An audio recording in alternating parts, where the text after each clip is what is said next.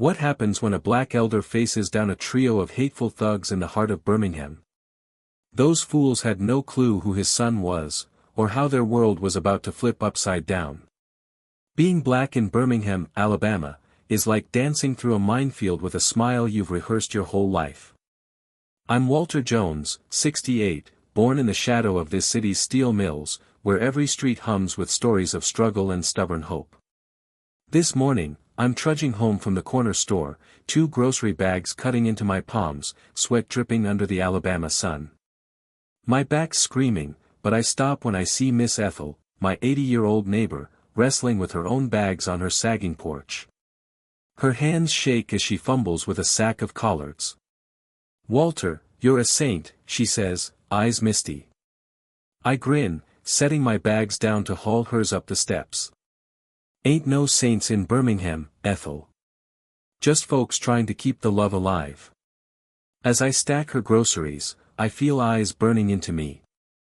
Across the street, 3 white guys lean against a rusty pickup, its Confederate flag sticker glaring like a slap. The leader, call him Rebel Joe, sports a beard like he's stuck in 1865. He spits on the sidewalk, muttering to his pals. The air thickens, and my gut twists. I know that look. It's the same one my daddy got in '55, when he dared to sit at a whites-only counter. Trouble's brewing, and it's got my name on it. "Hey, old man," Rebel Joe calls, swaggering over. "You think you own this street, parading around like some big shot?"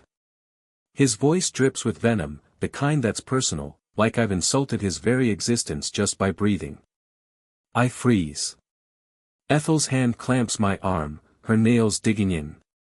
My blood's boiling, but I flash that smile we black folks master, the one that says, "I'm not your enemy, but I'm nobody's fool." "My street, son," I say, calm as a Sunday sermon. "I was born here when your granddaddy was still learning to tie his shoes." They laugh, a cruel, jagged sound that echoes off the cracked pavement. Rebel Joe steps closer, his buddies, Eagle tattoo with a smirk and Skinny with shifty eyes, flanking him. Eagle pulls out his phone, filming. "Let's see this geezer squirm," he sneers. My heart's pounding, not from fear but from a rage that's been simmering for decades. 68 years, and I'm still dodging this garbage in my own city. "Walter, go home," Ethel whispers, her voice quivering. I shake my head. "Run. From these punks? Not in this lifetime." I think of my late wife, Clara, singing Aretha's Respect in our kitchen, her voice a shield against the world. She'd tell me to stand tall, so I do. Rebel Joe jabs a finger into my chest. I said, "Get lost, or you'll be sorry." His eyes are dull, hateful, like he's been fed lies his whole life. "Sorry," I say, voice hard as the iron in Birmingham's old furnaces. "I've been sorry for your kind since I was a kid." Eagle kicks my bags, sending apples rolling into the gutter. Ethel gasps, clutching her chest. I clench my fists, knowing one wrong move and these vultures will turn this into their twisted show. "Real classy," I mutter, sarcasm sharp.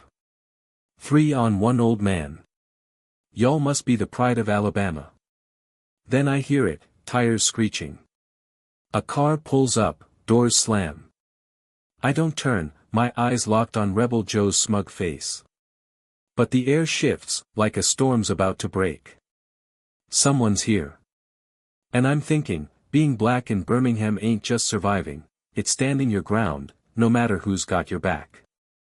Share this if you know what it's like to hold your head high when the world wants you on your knees.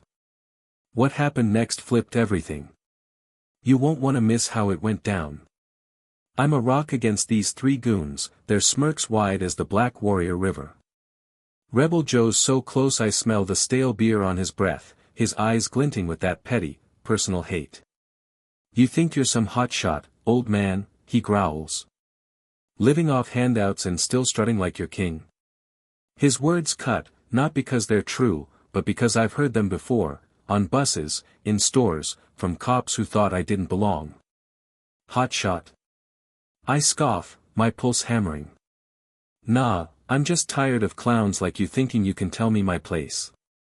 My mind flashes to 1963, age 6, hiding under our porch while my daddy faced a mob for daring to vote. His voice, steady despite their screams, echoes in me now. I'm not backing down. My jab stings. Rebel Joe shoves my shoulder, hard. I stumble, grabbing Ethel's porch railing. She cries out, "Leave him alone, you sorry fools." Her voice shakes, but there's fire in it, like she's ready to swing her purse at them. I shoot her a look. Easy, Ethel. These boys are just playing tough. But inside, I'm screaming, this is Birmingham, where playing tough gets folks killed. Eagle pockets his phone. Enough chatter, he snaps. Let's school him. Skinny pulls something from his pocket, a flash of metal. My stomach lurches. Knife? Knuckles? Lord, Walter, you're in it now. I flash to Clara's funeral, 98, promising her I'd keep fighting. I can't let her down. I back up, scanning the street. It's empty except for their pickup and a sleek sedan parked nearby. Two men step out, but the sun blinds me. What's going on here? One shouts, voice sharp as a blade. Rebel Joe doesn't flinch, too busy glaring at me. You know what happens to your kind when they don't listen? Joe hisses, raising his fist. You think you're untouchable, living on welfare, huh? His sneer twists the knife of every stereotype I've fought. I brace for the hit, but, bam. A sound like a gunshot stops everything. It's no shot, just a car door slammed so hard it rattles my bones. I said, "What's going on?" The voice booms, deep, commanding, sending chills down my spine. Joe's fist hovers, his eyes darting toward the sedan. I seize the moment, kneeling to grab my scattered apples. Look at these heroes, I mutter, voice dripping with venom. Ruining my groceries. Your mamas must be bursting with pride. Big mistake. Joe grabs my collar, yanking so hard the fabric rips. Shut it, he roars. Ethel screams, throwing an orange from her bag at him. It misses, rolling into the street. You leave Walter be, she shouts, her voice fierce despite her trembling hands. Joe's fist rears back, aimed at my face. But it never lands.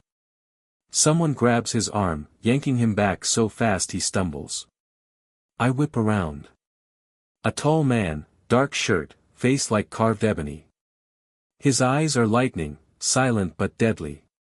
Joe tries to pull free, but this guy's grip is iron. Eagle and Skinny freeze, their bravado crumbling. Walter, you okay? The second man asks, stepping closer. His voice is softer, steady, like he's faced worse and won. I nod, gripping the railing, chest heaving. He's older, gray temples, familiar in a way I can't place. My mind flashes to a church picnic, 70s, a friend who moved away.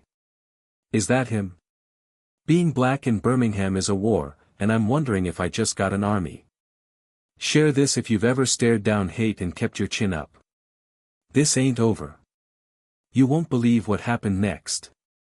I'm catching my breath, heart pounding like a drum, as this tall stranger holds Rebel Joe like a misbehaving kid. Ethel's clutching my arm, whispering prayers faster than a preacher on Easter. The scene straight out of a film, only it's Birmingham's cracked asphalt, not a soundstage, and the hate here's real, older than the rusted steel mills down the road. Who are you?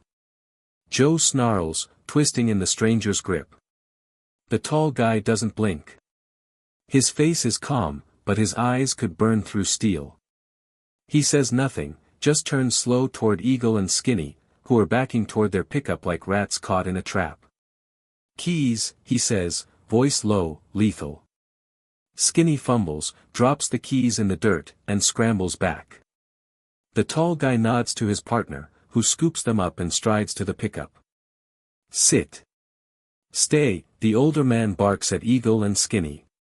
To my shock, they slink into the truck, heads down. Ethel mutters, serves em right, and I catch a glint of her old fire, the kind that got her through sit-ins in '62. I get a good look at the second man. He's my age, maybe older, gray at the temples, eyes carrying a lifetime of battles. He moves like he's still got fight, like he stared down worse than these punks. He catches my eye and nods, like we're old friends. Hold tight, Walter, he says, and his voice tugs at a memory, church suppers, laughter, a name I can't grab. Who is he? Joe's still squirming, but the tall guy's unfazed. He turns to me, voice softer. You good? There's something personal in his tone, like he knows me. I squint, trying to place him. His face is familiar, like a melody you hum but can't name. I'm fine, I grumble, wiping sweat. But these fools messed up my apples, and that's personal. I think of Clara, teaching Michael to make her apple cobbler, her laugh filling our kitchen. The memory stings.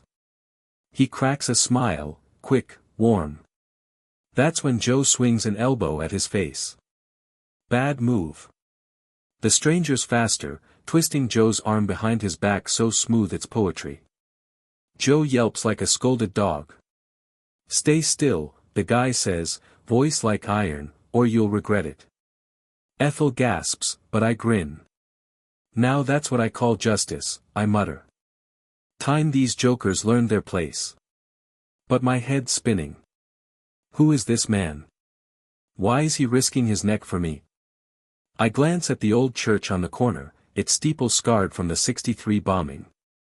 My mama marched there, her voice rising with Dr. King's. She'd say, Walter, you're never alone. Am I? The older man returns from the pickup, holding a phone. Cops are coming, he says. Let these idiots explain why they're jumping old men. Joe's face pales. Eagle and Skinny, in the truck, look like they're praying for salvation. But I know Birmingham. Cops can be as bad as these punks.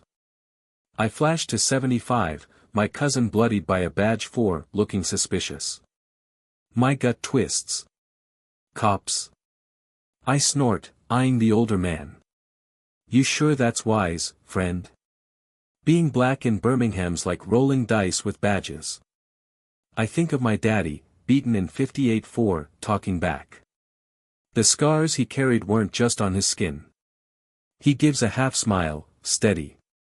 Trust me, Walter. Today, they'll do right. His confidence shakes me, but I can't ask why. The tall guy releases Joe, who collapses, rubbing his arm. Get to your truck, the guy says. And pray I don't see you again. Joe staggers off, muttering. The tall guy turns to me, eyes softening. Come on, he says, quiet. We need to talk. Talk. About what? My mind's a storm, but his voice pulls me. Ethel's still gripping me, but I pat her hand. It's all right, Ethel. This day's just getting started. As we step away, I pass a wall tagged with faded BLM graffiti, a reminder of fights we're still waging. Being black in Birmingham is a battle, but maybe I've got warriors on my side. Share this if you know what it's like to face the fire and keep standing. This is the turning point. Stick around to see how it all unfolded. We walk from Ethel's porch, the tension easing but not gone. My chest's tight, my mind racing. The tall guy moves like a soldier, every step precise. The older man trails, like he's guarding our backs. The street's quiet, but sirens wail closer, cops, coming fast. That sounds never meant safety for me, but today feels different. I don't know why. All right, mystery man, I say, stopping to face the tall guy. You gonna tell me what's happening? Who are you, and why'd you jump into this mess? I'm grateful, but I don't do surprises. I think of Clara, how she'd tease me for hating her surprise birthday parties. Her laugh echoes in my head, sharp and sweet. He stops, looks at me, and I see it, his eyes. Dark, deep, with the fire Clara had when she'd scold me for burning her cornbread.